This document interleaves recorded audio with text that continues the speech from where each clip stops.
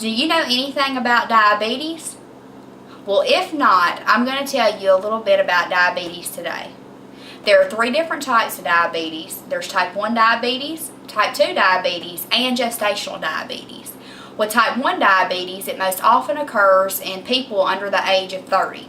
These people do not produce any insulin, so they have to have supplemental insulin to survive. The pancreas produces insulin, and insulin is used in the body to open up the cells and to allow the glucose to enter the cells to feed the body. Without insulin, type 1 diabetics would not be able to survive. They account for 5% of the total number of diabetics in the world. The other 95% come from type 2 diabetes. Type 2 diabetes is most often associated with insulin resistance. This means that the body produces insulin but does not use it efficiently. These people may need supplemental insulin, or their blood sugars may be controlled with oral diabetic medications. Also, type 2 diabetics may be able to control their blood sugars with diet and exercise alone. And moving on to type gestational diabetes, these women are pregnant and they're tested somewhere in the middle of their pregnancy to determine whether or not they have gestational diabetes. If they do, in fact, have gestational diabetes, it is normally controlled with diet and exercise and supplemental insulin if needed. Usually the diabetes resolves after the baby is delivered, and there is a slight risk for diabetes later on in life if the mother has had diabetes while pregnant. Now, diabetes can be controlled with diet. For any type of diabetes, diet is the key. You can eat any foods, but they have to be in moderation. You want to avoid fried foods, simple carbohydrates, and a lot of starch, because that's going to elevate the blood sugar. You want to eat foods that have complex carbohydrates, such as brown rice instead of white rice. You want to eat a lot of fresh fruits and vegetables, and lean proteins. Lean proteins could be lean pork, it could be chicken without the skin or the bones in, and things of that nature. You want to eat small frequent meals, such as eating breakfast with about 4 carbohydrates and a lean protein. 1 carbohydrate equals about 15 grams. If you were to look on the back of a food box and look at the nutrition facts, you would see under carbohydrates, and then you could total up your carbohydrates using the 15-gram rule. Normally in one meal, a diabetic would eat around 60 grams of carbohydrates and a lean protein.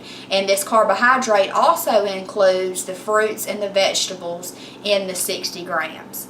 Then, exercise is also very important for diabetics. Blood sugars need to be monitored before, during, and after exercise.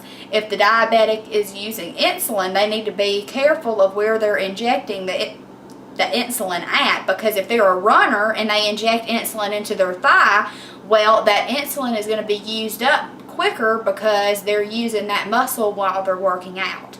So they have to be very cautious of that, and they always need to have a backup emergency kit with them, such as glucagon, which can be given if the blood sugar gets too low, or quick carbohydrates such as some fruit juice and some crackers to help get that blood sugar back up if it becomes too low. Now, some diabetics, they may need insulin and oral medications, and these are normally your type 2 diabetics. Type 1 diabetics are more often controlled with insulin alone, and type 2 diabetics can sometimes be controlled with diet and exercise alone, but more than likely they're going to need an oral hypoglycemic agent, and they will also need sliding scale insulin if the oral medication is not working like it should, to keep the blood sugar under control. And also, we want to make sure that the diabetics are keeping their blood sugar in a normal range between about 70 and 120, because frequent high blood sugars over a prolonged period of time can lead to complications. It can lead to neuropathy, which causes the feeling of pins and needles in the legs, and which can lead to decreased sensation in the feet, which leads to diabetics getting their feet injured and leads to ulcers. Also, They can develop nephropathy, which is where the kidneys begin to fail because they filter so much glucose through the kidneys, because your kidneys filter your blood. So the kidneys begin to shut down because of the prolonged hyperglycemia, which is high blood glucose. Then lastly, cardiovascular disease can also occur related to high blood pressure and what I like to call sticky blood. Sticky blood is where the sugar in the blood has been too high, and then the plaque and everything else in the blood begins to adhere to the walls of the arteries, which can lead to strokes and heart attacks. And I want to focus on telling people that diabetes can be controlled, and that we need to inform our youth to start eating better and eating right, because we're seeing a lot of type 2 diabetes in the younger community. So be mindful of all the fast food that you're eating and try to replace that hamburger with a salad and a lean protein. Thank you.